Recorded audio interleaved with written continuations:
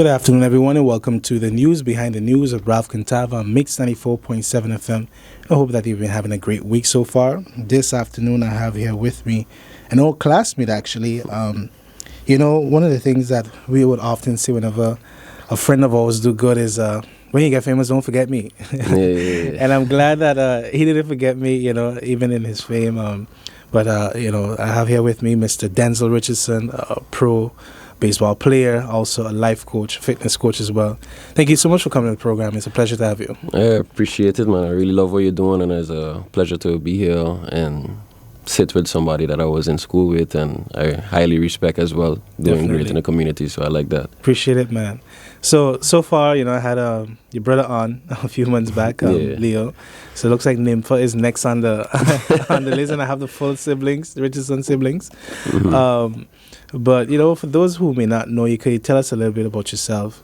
And particularly, I'm curious, about you, what was it like growing up in Sint Maarten for you? Well, just in general or normal? Yeah, general. For me, growing up in Sint Maarten was, everybody have their family issues and everything, but growing up was pretty good. I was brought up from two individuals that had a work ethic that was insane, so it kind of like catered to me how to work hard and everything. So, and I was brought up in church. My mom was a woman of God, so growing up was pretty nice, pretty good. Also had your little battles, of course, growing up with anxiety or peer pressure and everything. But besides that, I could say I was blessed. Yeah, I was quite blessed to grow up here. Of course, when you go away, you see other things. It's much quicker because Sint Maarten's slow on a lot of things. Yeah. But besides that, I actually enjoyed my childhood here, teenage years. Everything was good. Cool. Yeah. Oh, you mentioned church, as Leo did as well, which he shared was kind of the start of his drumming career. Mm-hmm. But something that stood out, to me about you is how very talented you are. Because a lot of people, you know you as a pro baseball player, but you also play piano. Yeah, you also play the drums. And you can actually sing. Yeah, well, I don't know why, but apparently I tried to do everything. So it's kind of like a Jamie Foxx. I don't know if you ever did comedy, but that's something I wanted to do from young too, comedy. So but, So as you sitting here in front of me, I was like, whoa. I remember Denzel. Yeah, you're a very talented dude. So I guess my question is, what do you attribute to that, and what was it like maybe finding yourself in all those things that you occupied yourself with? And where did it start? Yeah, where did it start? I guess me taking on all of sports and music, I think it came from a deeper issue. It was actually an issue, I was basically fighting for acceptance. So I tried to do everything I can to see if I can be big in it for attention or anything like that. And it quite came that I actually liked the piano. I started making beats. I saw Savern making beats, Savern Beat shout out. And I was like, man, I want to do this too. And I had an ear for it, and I was like, let me try it. Then I started from there, and I got a piano, and YouTube was my teacher, and I became, I wouldn't say a full musician because I didn't get paid for it, but I became quite intrigued by the piano, and I started. So you never had an instructor? No, I never had an instructor. Wow. Just basic school, like everybody else. But YouTube was my instructor. Certain people on YouTube pages, and that's the best thing to learn, I would say. I just tried a lot of different sports: soccer, baseball, ping pong. I competed basketball. I represented Sint Maarten too as well. So I just did everything, and I was quite different. I don't know why I had a drive to just be excellent in stuff. So I guess it came from the thing of fighting for acceptance. So I guess, but in a sense, that negative, you turned it to a positive. Yeah, it actually turned into quite a positive thing. Yeah. So it built a habit, actually a good habit, actually. Yeah. To be excellent. Because a key thing I noticed too is that you don't have a commitment issue in that sense. No. Yeah. So while you would explore different things, you stuck with it. Yeah, definitely. like I said, growing up in high school and everything, I was quite an insecure little guy. You know, I wasn't, how you say, strong mentally or anything. So I occupied myself with other things. So in break time, people outside in the hallway chilling and thing.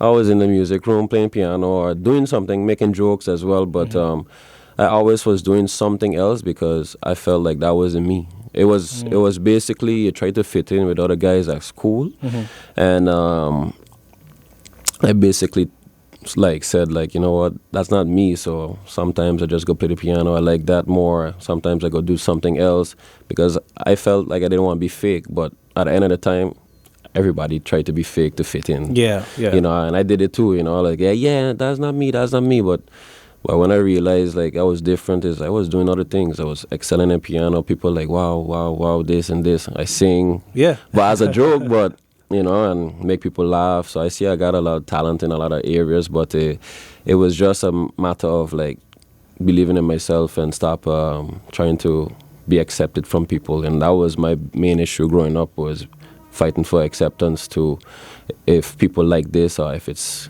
popular or is this to the in thing, you know. So that's what drove me to be excellent and stuff. It was just like, yeah, I want to be great. I want to be good at something. And as one my mom always used to say, hopefully, I wish that greatness could have applied in school, but apparently everything else, it went through the roof. So Yeah.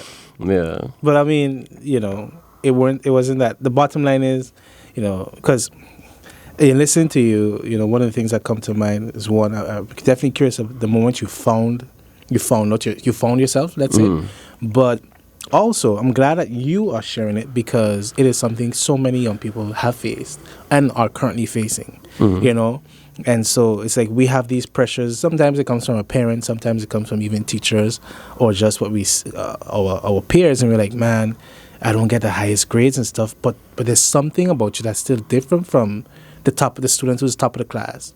And, you know, it's not that you have to fall in line with being a straight A student and neglect whatever you have, because God has, you know, given us a deposit of something that we can create and multiply. Definitely. And that's the thing. Like, God gave everybody a gift, and it's our job to find out that gift.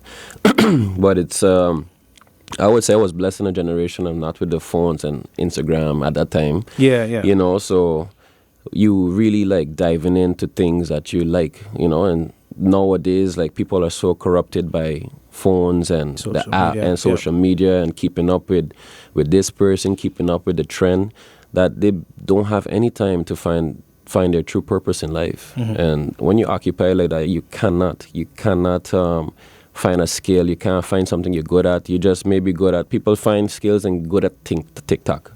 I make people laugh on TikTok, and you know that them type of things. Some people gonna be successful, and majority not. Yeah. So it's like your true purpose in life is not getting raised to, yeah, I'm a TikTok man. You know what I mean? Like that don't work. So you know what I mean. So to find your really true purpose, you need to actually have some quiet times for yourself. Like you need to be in a quiet. Retract. You have to like be in a quiet space to actually leave your mind, get creative, to actually see what you can apply, what you can do. And the same thing, like I would tell people, like when I ask God for something, He don't give you it. He give you an idea, and it's up to us to apply it. Correct. You know, and that's what with me, I try to, like, that's why I stick to piano and stuff like that. I was like, yo, I feel like I had a gift in it. It was easier for me than other people. Like, let's say if you come and play the piano, you wouldn't play like that, you know. No. And I started off like right away. I had a little scale or two, so it was just about me applying what was given to me. What was already there. Yeah, it was already there. It was just fine tuning that. Exactly. You know? Exactly. So, you know, one of the things that comes to mind, of course, is you know, you shared a lot about your parents, your brother as well. What would you say was special about the way they raised you guys? Okay. Well, what's special is that my mother, like I said, she was a strict gospel woman, and she was a school teacher. So when it comes to being on time, she was a woman that always on time. She didn't have no Sint Maarten way of being late and this and that. She, if it starts 7 o'clock, she there 6:30. So based on that, I was raised by that kind of mindset and how she sees life. She just raised us based on that, and my father as well. How he sees life, he raised us based on how he was raised, and that's the importance of parents. Is like you give the gifts from your life to prepare your children for the world, and that's what they did. And my mom, what would be separate, and she supported me. You know, she believed in me. She was always there, and my father as well. He was always there when he can, and I just had a great support and from my parents, even though like I wanted acceptance from friends, more people. You realize you already but had I realized that they were there all the time. So they really like pushed me towards success, and they wanted us to do something. They didn't want us to stay home, play game. They wanted us to go out, do sports. My brother playing basketball. I was doing all kind of sports, track and field, basketball and everything. And and my mom was there, and my father was there when he could. So. And you wouldn't say that your mom like pressured you in academics? Oh, I mean, I know she's a teacher, so she still, of course, made sure you do your homework and stuff. But yeah. Well, on that part, she kind of gave up because she gave me all the tools, but I was like, yeah, I don't want to do school. You know, I mean, I don't want to really focus on school, and sometimes you wish you could have done things differently back then because you didn't have understanding. But pressure, I wouldn't. Not say maybe discipline. Like I had 1 year, I stayed back in high school, and she said, "You're going to work. You're going to work. You think I'm going to pay for your school fee? No." So the whole summer, I had to work and pay my school fee for the next year. Yeah, boy. So it was like lessons. It was basically a lesson, a slap in your face. Like, yo, don't think you're a big man, or you feel you're a big man. You stay back. You want to play this way. This is what the consequences. And that's what my mother was like, yo, like same thing. Like she would tell me, like, if you get locked up, I am not coming for you. You know, you go lock up, good for you. Want to see you whenever they let you out, because I am not going to leave this house. You know, so like she had that kind of that thing, like you know the right way, you want to do stupidness, that's your problem. You know, like you're gonna have to face life consequences, and that's what she kind of like brought us up on, like a little strong mentality, like a little bit of fear, because you're like, mommy ain't gonna come for me if I do this. Wow. So that fear of like she not being there, like kind of put your mind at ease to like switch to be like, you know what, all right, cool. So that kind of like kick in with all of the things she would want us to implement and everything. My father was more relaxed, chill, you know, but when it comes to like role changing, my mother is the biggest part in that part, I would say. Cool. Yeah. All right. And so I'm definitely curious as well about your journey, you know, in sports. So you was in track, baseball, etc. But what was it like? What was your schedule like? And from there, looking back at, you know, your past activities, playing sports on the island, what can we do to change or improve? Okay. Well, my schedule, like when I was young for sports, well, for me, you know, I played professional baseball, so I started out with seeing guys at my school. They were playing baseball with a tennis ball and a stick. Yeah. And I saw it and I was intrigued by it because I was blessed with athletic ability at a young age, fast, and I was blessed. I would call it a blessing. I was blessed with a competitive spirit. I wanted to be the best from young. I wanted to be the fastest. I wanted to be, and I saw this and I was like, wow, that's crazy. Well, I want to do this too. And I wanted to hit the ball the hardest, and and then it came from there. And I see that I was actually really good. I was playing with the older guys, and I was performing, and it started from there as well. And everything, basketball in gym class. I wanted to be the best. PE, all kind of sports. I just wanted to be the best in it. And like I said, it came from this also the spirit of acceptance to go. So I wanted to be the best, so people could recognize me. Yeah. And I was a spirit from young. Like I just wanted to be the best because I wanted that feeling of power, I guess, recognition, to feel good about myself. That was a major reason too as well. But my schedule, basically, I used to play baseball growing up. Let me see, in primary school. I started baseball at 5th grade, 4th grade, I think. I would be fifth grade, I believe. And played soccer as well. So school tournaments for soccer. I used to play soccer. And that was primary school, and I used to play baseball, sometimes with Pony League at the time. Mm-hmm. I started at Pony League. And then I was doing basketball as well in school and everything. And then as I get to high school, my schedule was maybe Monday baseball game, Wednesday basketball game, and then it was only like basketball and baseball. I had stopped playing soccer from primary school.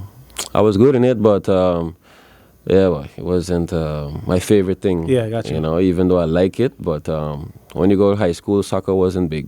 No. The sports that was big was baseball and basketball. For sure. But basketball first, and maybe then cricket. Yeah, cricket too as well. But I didn't dive into that very much. But yeah, that was my schedule. My mom used to drop me Wednesday, Saturday. On the weekends, we got 2 games or basketball. So I used to be up and down, and that was my schedule actually. And looking back again, then how can we improve? You know, what did you wish maybe that we have, whether it's resources wise and so forth? Well, to be honest, I wish we had some professional guidance. We had people with good hearts. Mm-hmm. There are people that help out, and I'm really appreciative of that. But they have a lot of talent on the island. Mm-hmm. And when I would say talent, I would say raw talent. Yeah. And you see this growing up, and I experienced it already. I was very talented, but I was very raw. Run, but maybe my arms wasn't in the correct position. Throwing, but maybe my arm wasn't the right. Same thing. You're not perfected. You're not polished. So what we lack in Sint Maarten, I would say even right now, is polished coaches that can polish you. Mm-hmm. And they can just give you the right things. And I was raised by, if I hit the ball hard, hey, good swing. But in actuality, that was a horrible swing. It was a long swing. Because if the velocity is more faster, I can't hit it because I'm too long. So we just lack professionalism in that aspect. And, that's why it drove me to become the person I am, to be the best in my field, is that I can give the next generation professional guidance, professional mental guidance, for one, that's number one. And 2, techniques and form that they can be excel. They can be, you're using your talent to the most and not getting half polishment or half. You want to maximize the individual to its peak. So that's the whole thing about what we lack as an island. And proper people that take sports seriously, like events, being on time, something that gives kids, because I remember I was excited about this going to start, game on this, game on that, and people just not taking it serious. The board is not serious on sports, and there's no kind of for sure structure. It's just on and off. You don't know. Yeah, sorry, and it's not professional in that aspect as well. Yeah. I don't know if it's better now, but back then it was a scramble. Yeah. And as of now too, I'm really happy that they start back with baseball. But also too, these are small steps that people in the leadership role need to always be on point on making the best out of the league, even though it just started with the Pelican Baseball League. Shout out to Omar and Dima. And I'm really happy with that they start. But now even though you start, I don't know how things are running right now, even though you start, make sure you're a person of responsibility, accountability. That people say, okay, you start this, make sure everything is on point. And that's the true thing of a leader. People need to depend and look up to you. Leaders set the tone. Yeah, exactly. So I just even though I've been to one practice, and to be honest, it was mediocre. There was no structure and anything. But hopefully, people that take the roles of coaching and everything would set a tone for individuals that they can carry through life. Because at the moment, they still have young men that I would say 21, 22, and they have mediocre practices. Nobody's serious about anything. Those people don't take that same mentality and bring it to the streets. Nothing gonna change. Nothing is changing within them. You understand? So if we don't set a tone as coaches, as whoever guys of leadership and anything like that, how can we expect our generation to get better? Everybody gonna think everything is relaxed and yeah man, 5 o'clock, 5:30 they reaching, 5:15, yeah man, I was late, man. There's no like stern rules for them to diligence. Yeah, they don't have that, and it's still slow here. Like it's still slow here. That's why it has come Sint Maarten, and I'm like, man, I can't stay here too long here, because the mentality and the way people think and it's limiting. That's why it's like that's why I left actually to live somewhere else, because I know if I stayed here, I would never reach any heights that I reached right now, because the mentality and the friends that I'm around too as well, they hindering me from becoming the person I am. That's definitely unfortunate, and some of that requires change, because while we are going through it, we are now definitely in a position to change that culture, but we have to consider that it's for the future. It's for when we make children, and if we already have even the children to come later on. So I'm really glad that you emphasize that, because we have to reach a point where what is from our facility, just the facility alone, that we take pride in it, not litter on the ground. If you have if it means bringing your garbage in your car to throw it at an actual garbage bin, do that, and also that diligence and consistently not having to have someone to, in a sense, micromanage you to perform, because you should want to perform, you should want to be early, and whatever product, whatever you're associated to, is something that will be of good rapport. Yeah, definitely, and that's what I said also to add as well. Parents, that's mostly parents' jobs. Yeah, parents' jobs. So your upbringing is very much important. So, for example, if I had a wonderful parents and wonderful structure, wonderful rules to follow, and then I go to an event, a sports event, and these people just doing anything, what is that? That is conflicting with what I'm being receiving at home. So you would grow up basically, because the same thing, like I said, peer pressure gonna come and you want to fit in. And if you get the right structure at home and you go out and you see everything is just like relax and people not on time, people of leaders just doing what they want, and then people will just say like, yeah, that's how it is here, man. That's how it is here. They just accept it. Yeah. They accept mediocrity. They accept this, and people. And then you brought up with this mentality, and this is your environment. It hinders you to actually see that there's more, unless you leave. Actually, that's why it's very important to actually see the world, because we limit our height that we can jump based on our environment, what we can see, what our peers done. So, for example, if I play in a major leagues, I set the tone. Yeah. I set the tone. If I'm on TV, if I'm a best author, if I set the tone that people could be like, damn, I could do that too. Yeah, this is the bar, and you don't have to climb. Yeah, exactly. But if there's no tone, people just gonna stay in this same mentality. That's why I actually like the fact that I hear like they fining people for parking bad and everything, is because you need to start with implementing these kind of things, that you can't be doing these things. Setting order. Exactly. And setting order, we way back. We way back. When you go to Holland in the States, you can't walk on the road how you want. You can't park how you want. Leave for 5 minutes. I remember in Holland, I drive in my car, and I stopped on a sidewalk just for 2 minutes to check our navigation. Guy came on a bicycle, 90 euro fine. Jeez. you can't stop here. You can't stand here. I tell him, I can move. I ain't in the car. But not everybody have the leniency of like, okay, man, no problem. Just next time, don't try to stop there. But some of them are just strict. And, True. And so you got to take it.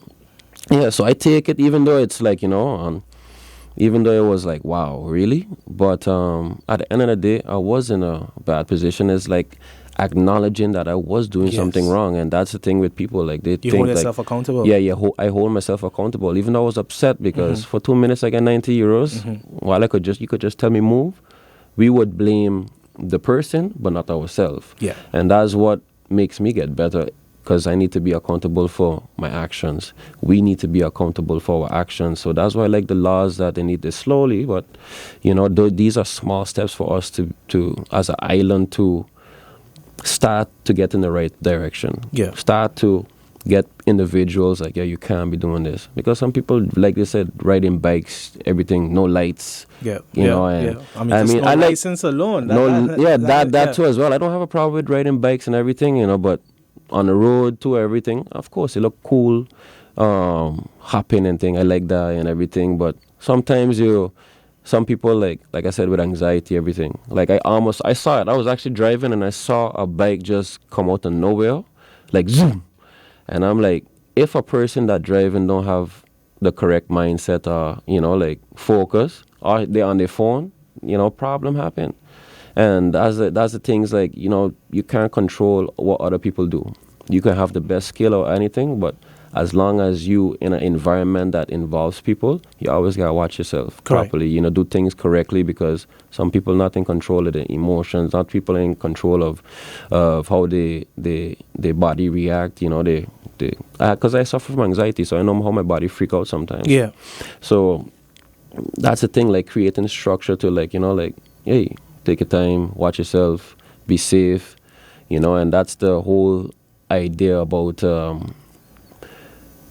becoming an island with professional help. I'm glad you said professional structure, professional leaders, because we got people we got people in the government that still like jokey and everything, and I'm like, you're a person that makes change. You need to implement these type of things. People need to watch you and be like, I respect you so much. We was raised like, this person in government, you have to respect them. What have you done? Yeah. What have you done? Because you get a job, that means that, if I respect a person based on your actions, based on your principles, based on your discipline. If you're telling people to do so and so, and then on the road you're doing X and Y, that's a conflict. Defeats the purpose. It defeats what you're trying to give out. So those all of those things play a big role in basically the leadership role. Yeah, and because again, it's from the top, it sets the tone, and so then that becomes a culture of the masses, you could say, because in listening to you, one of the things that come to mind is this famed excuse that we use to condone mediocrity, which is, but I'm from here. Yeah, exactly. And so what? Do things right. It's like, the bottom line in listening to your journey is that potential is good, practice and professionalism is better. Yeah. So on that note, we're going to take a quick break and we'll be right back. Welcome back, everyone. You're listening to the News Behind the News with Ralph Kintav on Mix 94.7 FM. And this afternoon, I'm joined with Denzel Richardson. I almost said Denzel Washington. Denzel Richardson, a professional baseball player, fitness coach, and also a life coach. And so we'll get into the latter part of what you do as well. One of the things that come to mind is I'm curious about how is your professional work as far as, training your body, mental preparation? What is the day in the life of a professional athlete like? Okay, well, as of now, when you live in Holland, you have some time because we play games 3 times a week. So, which team do you play with? I play with Amsterdam Pirates at the moment in Amsterdam. So the schedule there is like we play 3 times a week, and obviously, you can't live off of, if you're just playing in the league, you can't live off the money. So it's not something you would have to have another job. But in this case, I part of the Dutch national team, so that is my job. So I get a salary from that. And for baseball in Holland, you don't get much money for baseball. And also my personal trainer.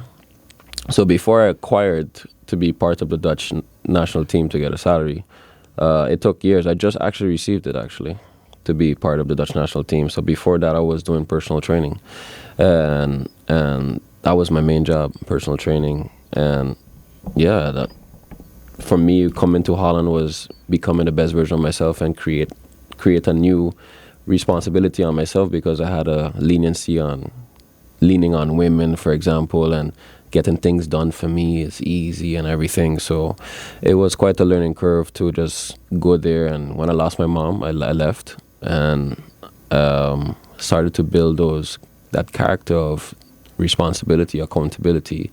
So the life that I was living was just hustling every day, waking up early, showing up, started to do group classes, and that's how I started to get around people. People get to see me, and my classes became one of the most popular classes in the gyms, because I used to work at 5 gyms giving classes. Wow. Yeah, I used to just be up and down Monday, Tuesday, Wednesday, different Throughout gyms. Amsterdam. Yeah, Amsterdam and Harlem. Okay. And one in Harlem. So all of those played a big role in me with discipline, and my thing was I just like helping people, like from young. Even when I was playing pro, I had people that was training here, like that loved baseball and wanted to get some tips. I'd like let them come, and I just like helping people become better because I know how it feels. You know, I was growing up and I wanted that same thing. So I was in a field that I can help people change and feel good about themselves. So I had loved my work, and became really great, successful actually with personal training, and I've been and with that also I was practicing on my own with baseball, because for me, I don't get better with the team practices. For example, if my swing is going to improve, it's not going to happen with the team. I have to work on my craft by myself. And that's a discipline that separates individuals that are successful and that are not. If you only so if you only do things when it's a team thing, you will never become anybody that stands out. Of course, some people are going to have talent or anything, but that separation from working on your craft by yourself and not doing it for show. Like most of the times I train, I don't have my video camera like, oh, I'm putting in work and everything. That's for show. You know, that's not real. Real is like when you sweat and nobody know. Like you really like putting in that work, and that's something I did the first years I was there in Holland, even though trying to fight to work and everything. And Holland is not, like I said, baseball, you're not going to get a living off of that. It's not like MLB. Yeah, it's not. So even though I was, my first year I wasn't put in the best position because I just came there and I was fighting with work, making money to pay bills and everything. So I didn't even get to train as much. And even though I fought, I think my first year there, I was the 4th best in the league. So I was in the top 5 of the league with average a year. Wow. And then the second year I became the best in the league. Yeah, I was 4th to number 1. Then the 3rd year I was there, I was number 2. And then this year I was the number 1 again. MVP, I got the MVP trophy, and I got the best hitter of the Dutch leagues. So that right there just shows discipline. And when you do great things, it's not because, oh, Denzel on the newspaper or anything. Everybody will tell me, you're in the newspaper, I see you on highlights, you're doing good, everything. But in reality, they're not like happy for me. They're happy for me, but they're attracted to my discipline. Because anybody that are successful, they'd be like, wow. It's not because of who I am, it's because of my discipline that I bring there. And that people, the same thing with athletes. Yeah. People pay money, NBA players, people pay money to see people that committed discipline. Correct. They're like, oh, this guy is extraordinary. It's more than just a front page with the content behind the story. And that's the main thing. So my discipline is on another level. You know, people over there just, I don't make money with this. You don't, Dutch league is blah, blah, blah, blah. It don't matter. It's just, I have that standard to be the best of myself all of the time. Before I was be the best to be recognized because I want to feel good about myself. But that's my standard now, is just be the best of myself, because I don't want to waste what God gave me. Like God gave me talents. I'd rather use it to the best of my ability to create a standard. So, for example, it's scientifically proven that if you create a habit, your next in your blood gonna have that same thing. So your next generation, for example, and a child. So in that aspect, my brain is like, yo, how can I create a legacy for my future family? And if God give me one, I want to have a family of hard work in their blood. They're gonna have standard of being the best of themselves, not being number one, but being number one of themselves. Compete with yourself, because in actuality, I don't compete with anybody. It's you just facing yourself. And that's the most important thing. So that's just one of my drives of why I work so hard. Why do I go extra on the field? Even though we practice, since we have 3 games and we have one practice with a team, so 4 practices. And now that I'm with a Dutch team, we practice actually 2 more times, so 5 times. And like I said, I don't get better with team, so I will still have to find my time to work on myself, to have my own meditation time to work on myself. So the question is like, what drives this individual to do this? It's just my standard of how I want to live. When people see me, they're going to see this guy is a hard worker. Like, he doesn't care what nobody have to say about him, you know, because some people ain't going to like you. And the more people talk about you, I like it because you're doing something. Correct. And people hate on me. People would be like, yeah, oh, but you ain't playing in MLB, you ain't playing in the States no more, you're playing Dutch League and blah, blah, blah. I'm like, yo, it don't matter.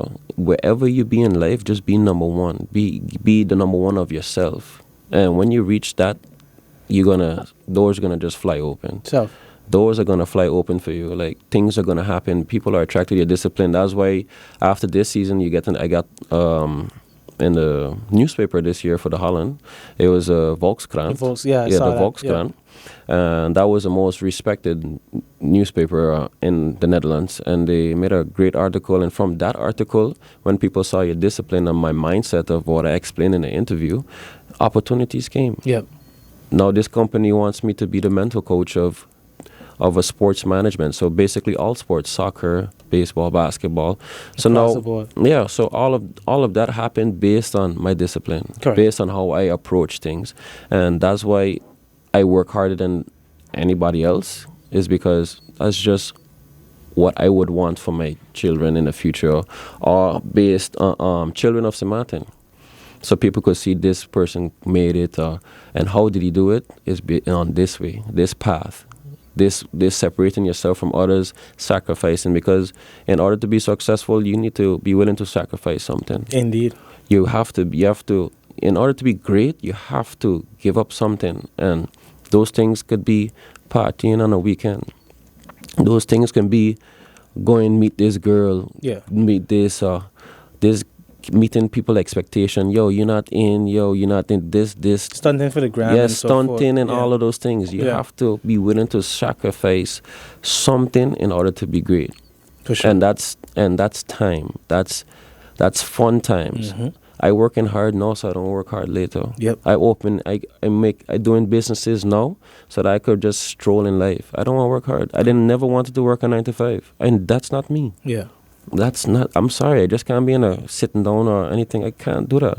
So I create a life based on how I envision, how I feel that is right for me. That's why I'm an entrepreneur, and that's why I work hours when I want, and that's why my salary can be from 2,000 to 20,000 a month or even more.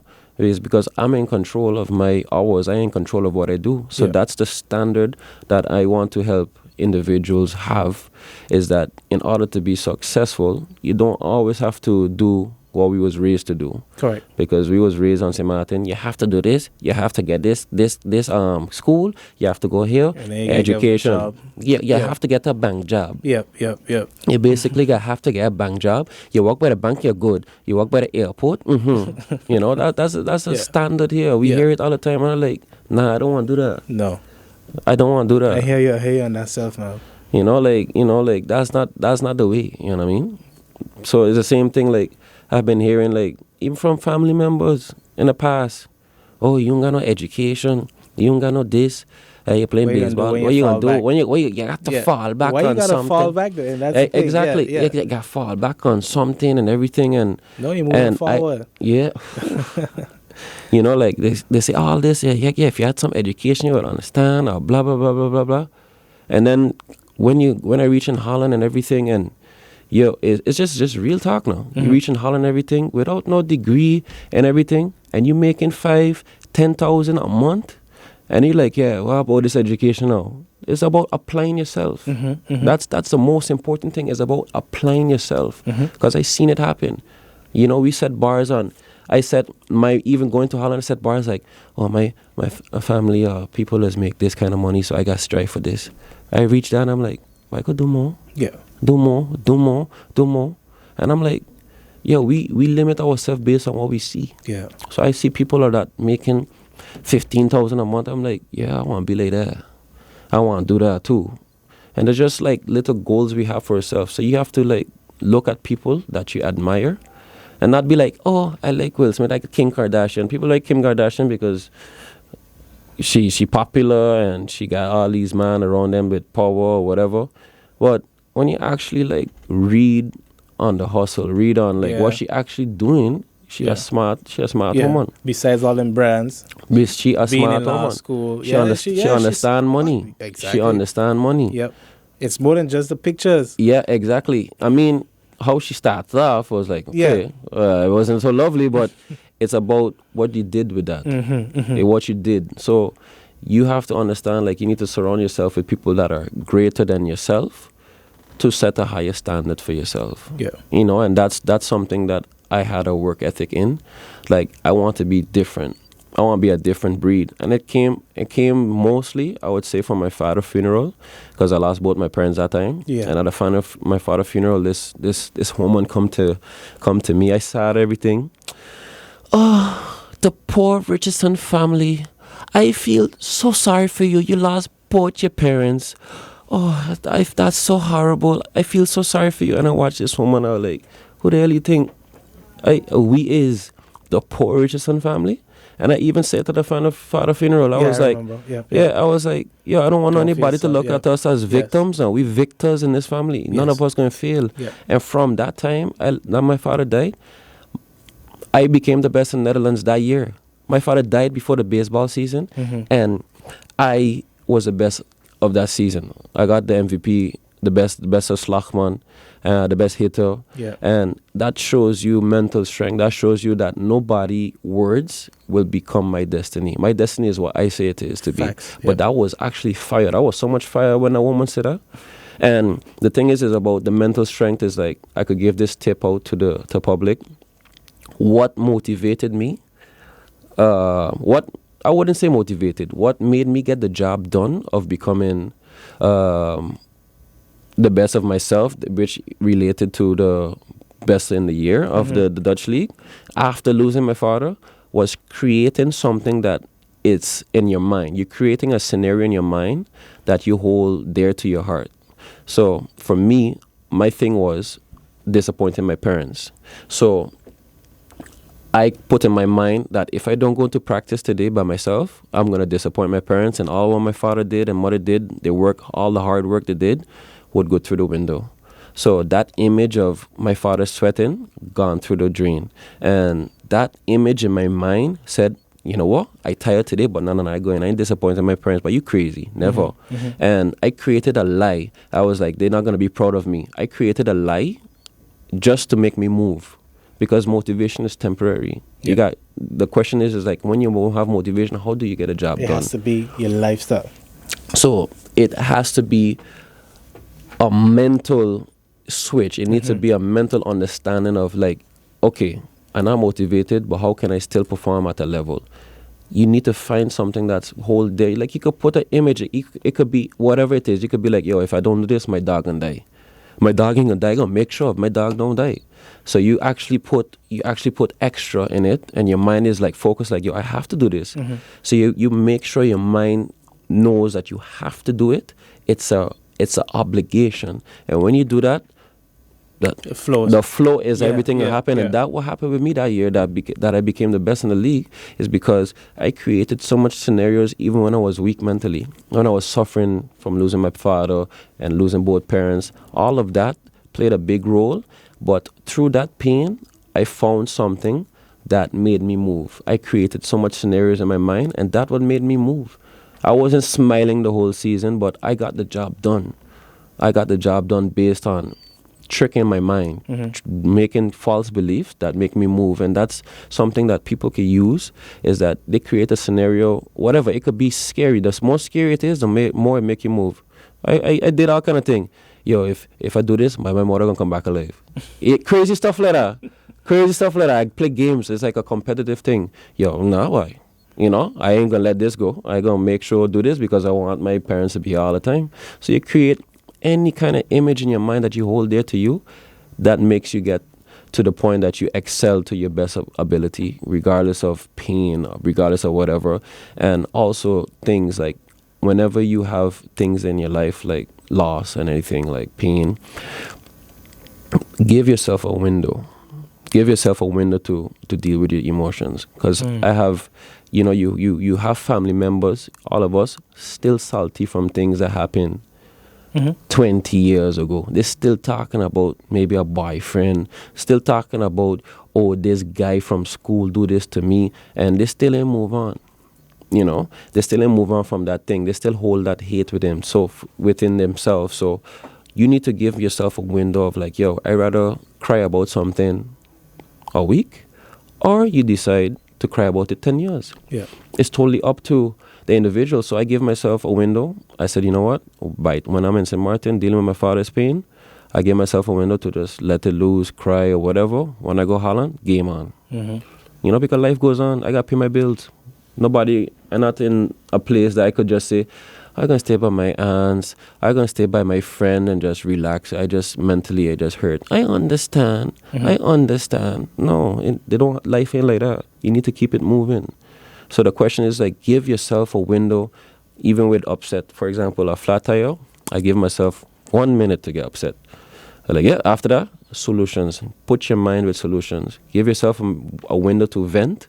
Then the mind is going to think about solutions to how I can move from that. Yeah. And that technique is very important, because when your mind is clear, you make more sound judgment. Definitely. When you're in your emotions, you cannot make a sound judgment. So when I see a person on the road, they vex or whatever, and they cuss me off, the first reaction of Sint Maarten right now is like, this man want to fight, man. We could fight now. But how I approach it as, if a person just out of blue just acting crazy and approach me like that or whatever, I don't even give them time of the day. It's because they're in loss of their emotions. They're dealing with something heavy and they want to vent. The question is if you want to be that garbage that they dump it on. Yeah. And I wouldn't. Sorry about that. Okay. Sorry, let me just drink a little. Cool, no problem. But I don't want to be anybody dumb thing. So I let them talk or whatever, but my zone is off because clearly this person is not mentally fit to have a conversation with me. So I don't let them in. I don't give people power over me. Yeah. I am in control of myself. I tell myself I want to feel good every day. And this is how I'm going to do it.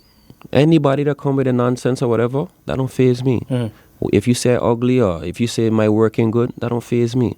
Because my opinion matters most. I don't value your opinion. Who's you?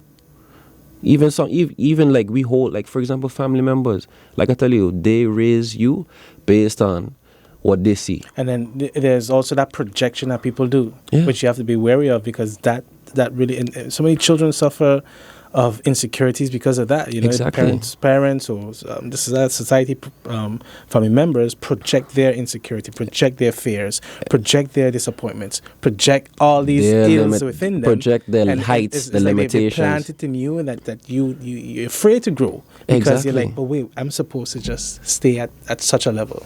Exactly. But and no. yeah, so like I clearly like for example on this, they had these I don't know what kind of flies they were, but they were like flies that can jump like really high. Let's just say if their vertical was like 80 centimeters, they could jump 80 centimeters. So they did this experiment. They put these flies in a bowl, or let's say a cup, and the flies would jump, and they only jump 15 centimeters, while their potential is 80. They jump. They put new ones in there. They jump. So eventually what happened is that they learned that this is how high they can jump. So when they actually came out of the glass, they never jumped higher than the previous wall. Then the cap that is... So what happens is in life is that because we jump and I fail, I'm going to project that, hey, you can't do this way. This is how it is. You can't reach here or whatever. And then we project that mentality onto our kids. We project that mentality onto our friends based on our experiences. And that's a sad part about it. Like these things are meant to jump 80 centimeters and they only jump in 15. So we have to, like I said, it's very important to implement dreams, implement visions, implement all of these things, like things that you believe within yourself, and tell them, yes, you can. Because a person that believes it, I believe they can. They actually can get it done. If you say you can't, you're not going to achieve it. Correct. You know, and that's why it's important that for me, I changed a lot in my life. I don't listen to music really no more. I don't know who new artists out there. People tell me about, for example, Kodak Black, these individuals, young Biz or whatever. I don't know none of these artists. I probably hear it on the road. I'm like, I hear that song already, but I don't know who these is, because what I fill my mind with is always something spiritual. I start my morning. I was on my way here listening to podcasts. Yeah. Every day I do it. Every time I do it, because you got to plays in your subconscious too, which affects your behavior and thinking. The thing is that I know where I want to go. Yes. And I know how I want to feel. Mm-hmm. So, in order to be happy, in order to be successful, you study success. You put yourself around success. So you put yourself with successful podcasts. Whatever feel you in that you would want for yourself to feel powerful, you put yourself in these things and fill your mind with it every day, that you feel powerful, that you cater to your dream, you cater to your vision of where you want to be. You can't do that when you're listening to, I did this girl, I like these, I like smoking and clubbing. You can't be doing that when you fill your mind and your mind is, you're shaking your head like, you're bouncing, like, you cannot do that. Yeah. Because you're filling your mind with so much other things than your true purpose, you understand? Yeah. And you got to understand, our mind is like, let's say ingredients. And whatever we listen to pours ingredients into this mental factory. And it's up to you to understand, what am I putting in this mental factory? Music like this, friends like this, job like this, because some people doing a job they ain't happy in. So you have to make sure you fill yourself with things that are more mentally bound, that you can keep yourself in a position to always succeed in life, and that's the most important thing. Definitely. Yeah. We really wish I could go on a bit longer, but I just have one more question for you, Denzel, which is what was it like playing in the US and then switching to the Netherlands? Well, that was a real shock for me, because my dream was to play major leagues. Yeah. Play in the major leagues, but going there, you think like you're gonna shoot up and everything. You get a slap in your face from reality with how things actually work, and it's sad how it works. But for me, in that case, let's just say, for example, I went to spring training in the United States. Mm-hmm. And normally a baseball team would have like maybe 5 outfielders, rarely 4 outfielders, but normally around 4 or 5. The team I went to had 7 outfielders. So, and 2 of these guys, they invested over 500 grand. One had 1.2 million, the other had 600,000. So when you invest that kind of money in a player, they're going to play every day, even though they fail. So they rotated one spot for 4 guys. So for me to handle that mental pressure, because I suffer from anxiety then, for me to handle that, I couldn't, because I was just so frustrated of like, why he playing every day? Why he this? He's striking out every day. He suck, he this or whatever. So, and then when you get that one chance to play, you start to realize, Denzel, if you don't perform, you're going to be on the bench for another 4 days. And you love baseball. You love this so much. And you just seen other people doing it, and they suck. And they're doing it, and they're just not helping the team win. And I'm like, man, so I easily got frustrated with the politics of the game. And then the pressure of like, if you want to play, you got hit. So I lost focus on the love of the game, because it came to a pressure like, if you want to stay in the game, you got to do this. And I put too much pressure to do too much. And the game wasn't fun anymore, because I was trying to do too much to stay in the game, and the whole anxiety didn't help. How old were you at the time? I was about 20. I was 20, 21. Okay. Wow. I was at 20, 21, 22. Yeah. So that was a slap in my face, and then a reality. They tell me, like, they kept saying, hey, don't worry, next year you're going to play, or next year you're going to play more and everything. And I was like, no, I want to play now. What do you mean next year? I want to play now. Like, I was actually back talking people of power. I was actually back talking. I was like, I remember I walked into the manager office because they had like 5 days I didn't play.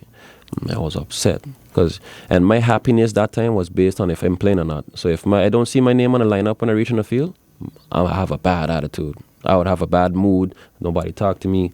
Them kind of vibes. I had times I walk up to the manager. I was like, yo, why not playing? And he was like, yeah, it's not your time yet. I was like, yeah, I'm gonna bench 5 days. They told me I'm gonna play here more. So what propaganda are you telling me right now? Like, I was that kind of person. And yeah, it didn't work out for me. I got released.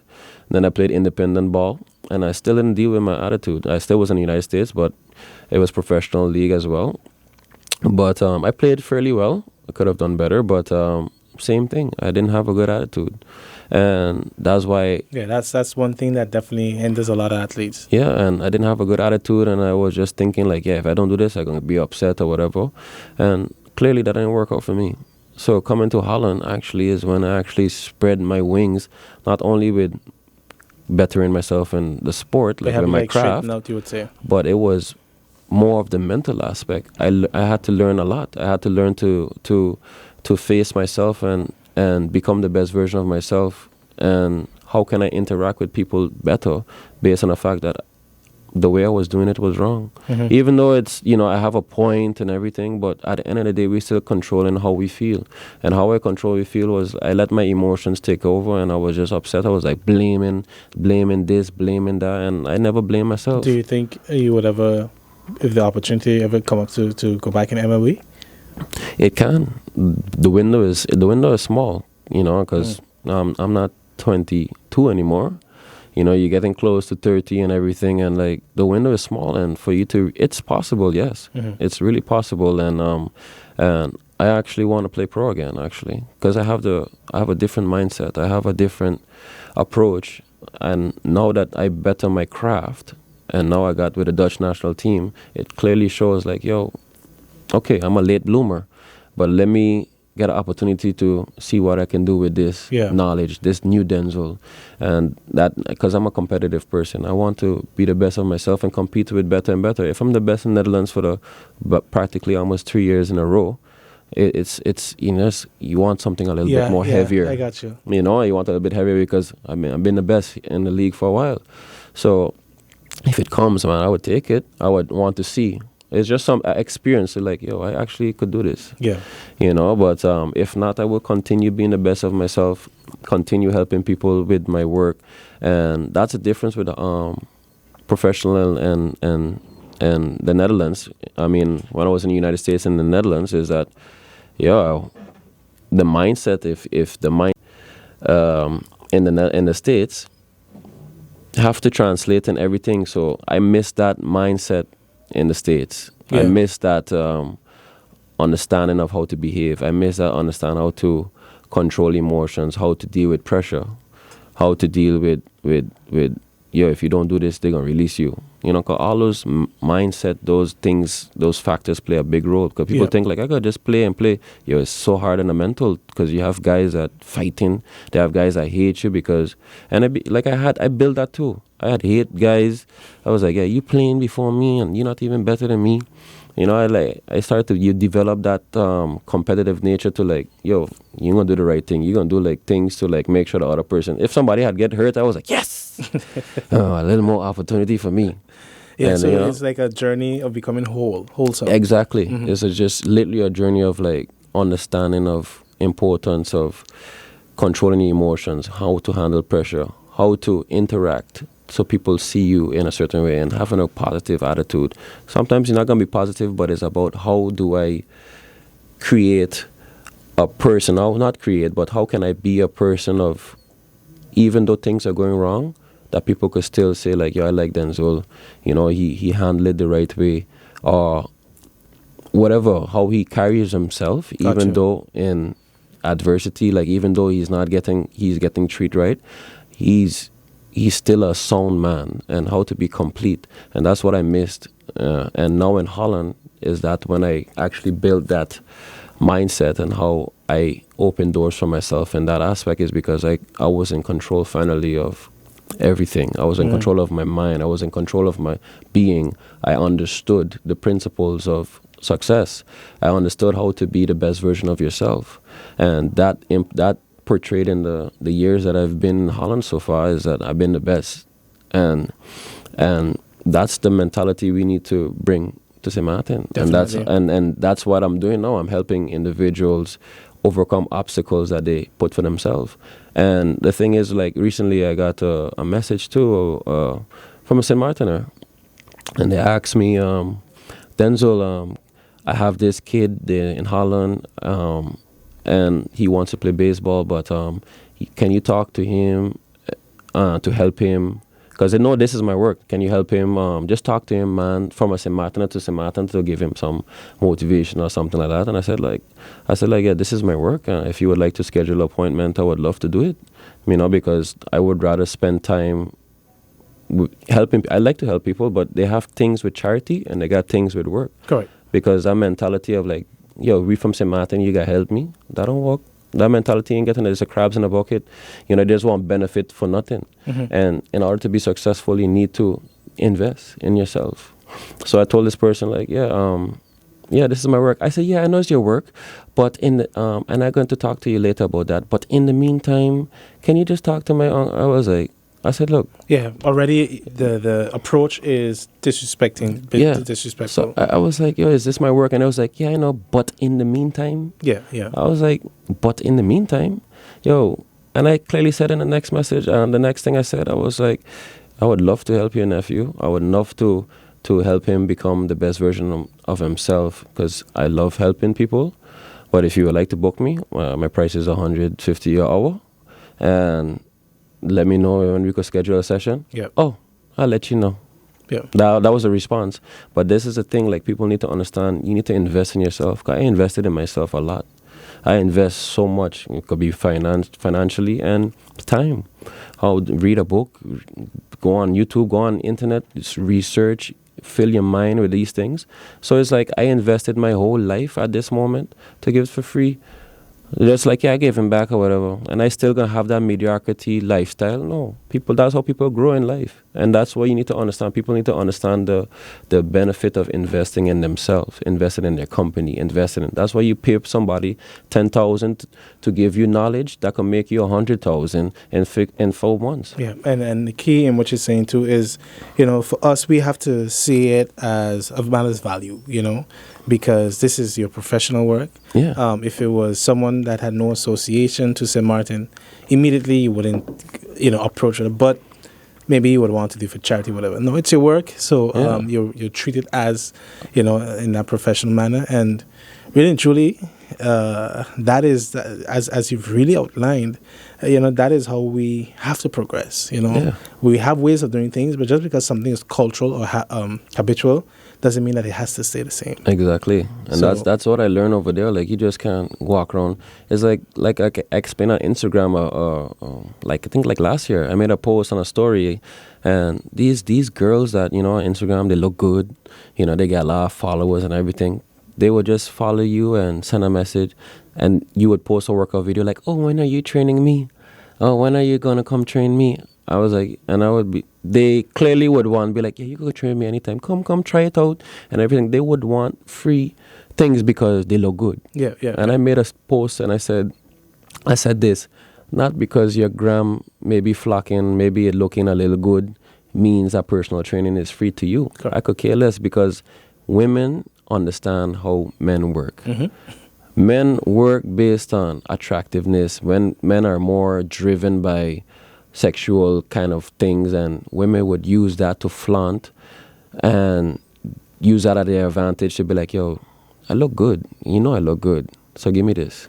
And that's the same mentality with some women here in Sint Maarten and anywhere.